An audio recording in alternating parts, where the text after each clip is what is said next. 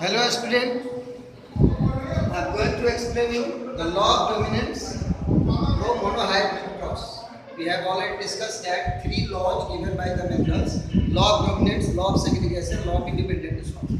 So if the question will ask, we will explain in this line.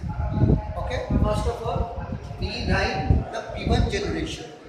P1 generation, parental one generation. Since we have both the factors capital T and small t, capital T, which are identical. Hence, such a cross is called homozygous tall.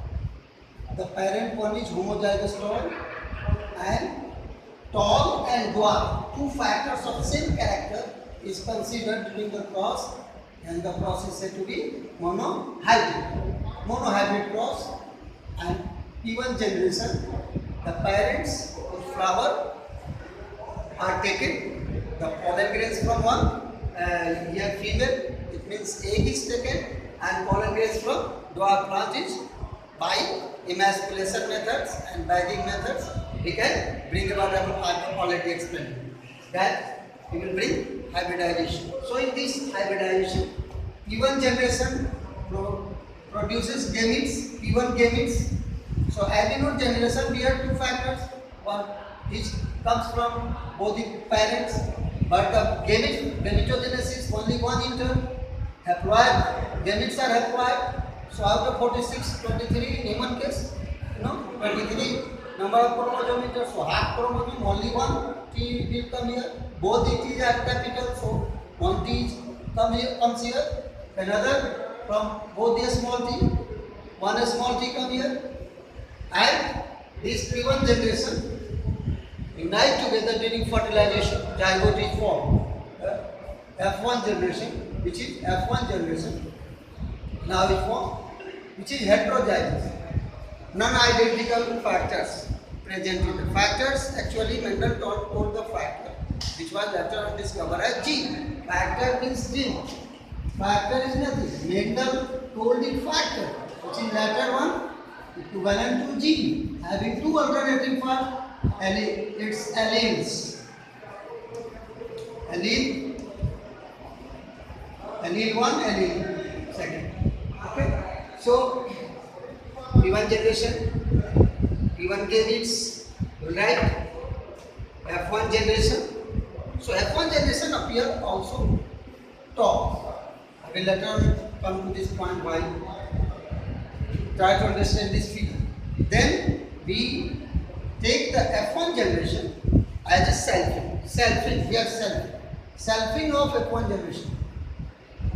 Here we will not do the emasculation and bagging. The same. The self-pollination is carried out through artificial or naturally, whatever we. So selfing means self-pollination. So both the factors, here capital T, and you can write here like this one, you can write capital T and small t. Okay. Here option will be capital T, small t, capital T, small t. Selfing, if you write selfing, it indicates the same thing, nothing to write. Okay. Now selfing, the F1 produces gametes.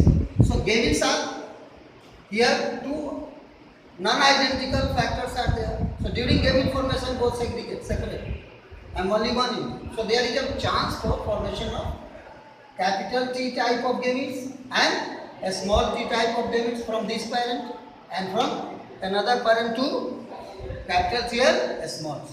So here you can see that gametes, F1 gametes, first period gametes are capital T small t from one generation, capital T small t from another generation. So these gametes, there is a possibility randomly meet to during fertilization to provide the zygote. Randomly they meet. Any factor meet with any. So Punnett, through Punnett square. Punnett is the scientist who produces this probability through Punnett square set. Hence the term given as Punnett square.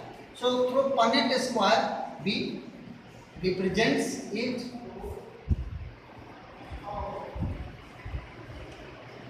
the fertilization and probable of the their gametes, combination of gametes, factors present in the gametes. So F1 gametes will be capital T small t, capital T small t. Here you can write male parents, and here you can take female parent. This one is female parent. This one is female parent gamete, this one is male parent. Now, any female will mate with the any male, that is on random. So if this capital meet with the capital, the genotype will be capital T, capital T. This capital will be the small t. The probability will be capital T and small t. Again, this small t, capital T. We write capital here first, whether it comes first or later. Takes from male or female. The capital is written first or the small is written later. So capital T, again here capital T, small t. Right? Again take here small t, small t. So small t, small t.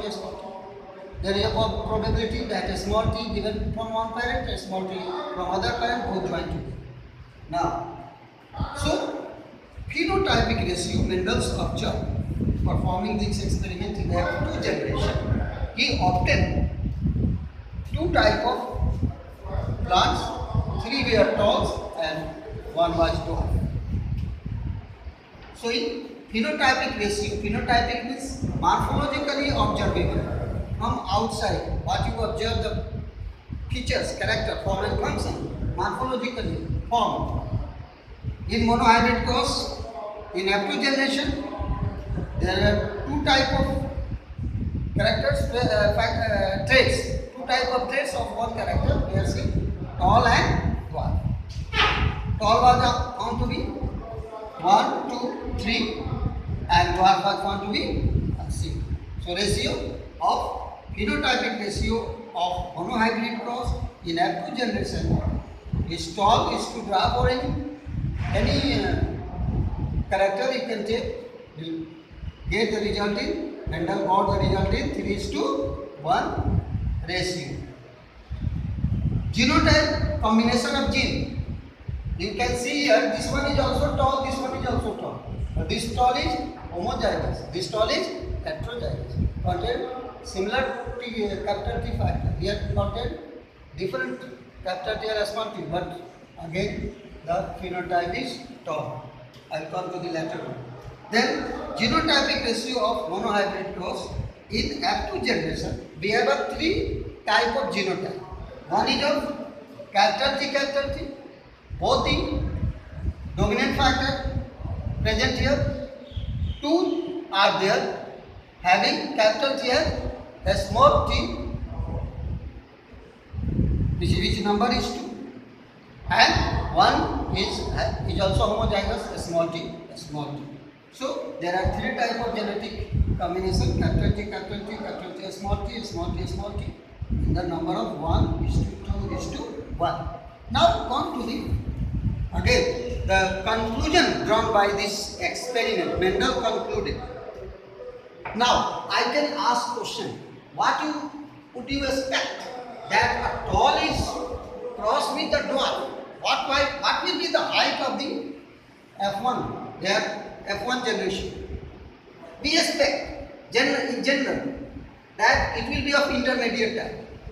If in human beings, a totally black person in their skin color marry with the lady having white complexion, the probability of the son will be intermediate type, not black. But Mendel observed here that out of the two factors, only one expresses, masking the other. So Mendel, only one expresses. Tall here expresses itself. Dwarf unable to express itself. So at the place of common observation, that intermediate type, if it is of 1 meter and if it is a half meter, so in between 1 meter and half meter, height of the F1 generation should be there, but it was totally equal to 1 meter. But that 1 meter is homozygous, that 1 meter is heterozygous. That is another thing. Genotype is different, but phenotype is same. So Mendel performed on this observation. Mendel come to the conclusion in the form of postulates. Mendel postulates that first each character is governed by discrete factor. The character, form and function is controlled by someone that is called factor. And this factor, each factor occurs in pair. Factor is not alone. T is not alone. T has its own factor. So each factor occurs in pair.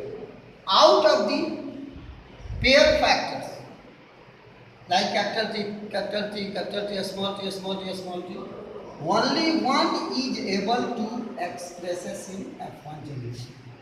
Out of the two factors, only here two factors, capital T and a small t.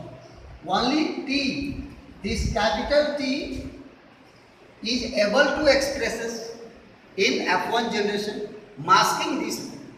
So this factor is called dominant factor, and this law is called law. Clear? Now come to the law of segregation. Law of segregation is second law. Second law is law of segregation.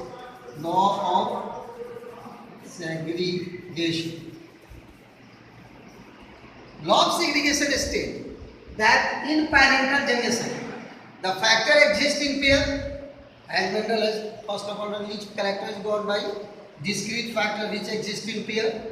So in parental generation, factor exists in pair, but during gamete formation, only one factor enters.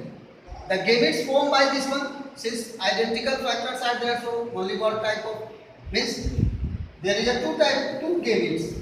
One, but both the gametes are same, capital T, here in capital T factor. Similar will be here also, small t, a small t factor. We write only one. But here in this case, two type of gametes will be produced. One bearing here, let's see, capital and a small. So capital and a small segregate during gamete formation. They remain together in parental generation, but during gamete formation, they segregate without blending. There is no blending, there is no mixing. This is the reason that in F2 generation, the small t come together and give the phenotype of dwarf. Again dwarf appears. Okay? So law of segregation states that during parental generation, in parental generation the factor exists in pair, but during gamete formation only one enter separating from each other without blending. This is known as law of segregation, law of separation. Okay, thank you. कितना minute? 13 minute 16 दूंगे करेंगे लीजिए stop कर दिया stop कीजिएगा तो लीजिए